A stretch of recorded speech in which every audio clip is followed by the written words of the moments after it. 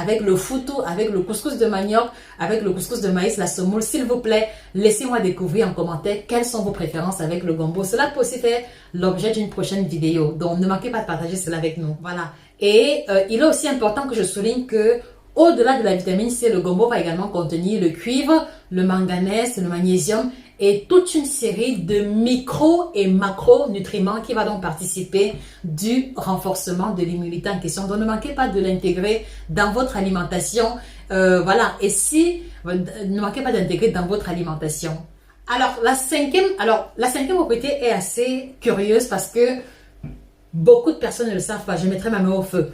La consommation du gombo permet également de prévenir les maladies rénales. Est-ce que vous le saviez? Ça veut dire l'insuffisance rénale, le dysfonctionnement des reins, la néphropathie, etc.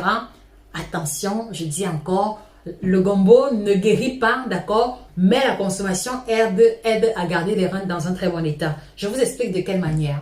Alors, il y a quelques recherches qui ont été effectuées par des médecins chinois qui a révélé que la consommation que le gombo a des effets bénéfiques pour la néphropathie diabétique. Donc, ça dit que le dysfonctionnement des reins qui survient chez les diabétiques. Donc là, ça survient encore une seconde fois. On a vu tout à l'heure que la consommation du gombo était intéressante pour les diabétiques. D'abord par rapport à l'index glycémique, maintenant cette fois-ci au niveau de la prévention de la néphropathie diabétique. Vous devez savoir que quelquefois, un diabète à un certain stade peut entraîner le dysfonctionnement des reins.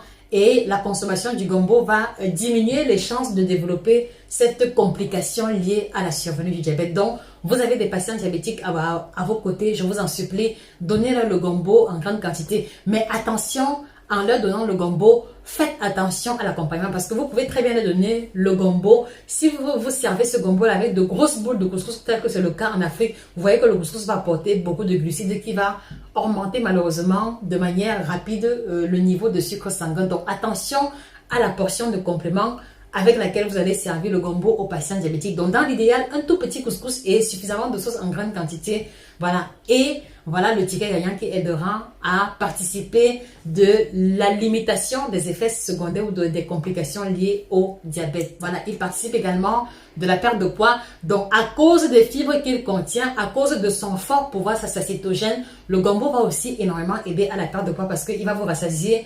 rapidement avec une très petite quantité. Et comme il est faiblement calorifique, vous voyez que 2 ou 3 bols de sauce gombo avec très peu de matière grasse du poisson et de la viande, il suffit largement comme repas de midi et va donc participer de la perte de poids au fur et à mesure si vous le mangez de manière régulière en le cuisinant de manière diététique. Donc le gombo également comme un partenaire perte de poids très intéressant. En tout cas, je vous invite à essayer et vous me direz vous-même. Alors, il faut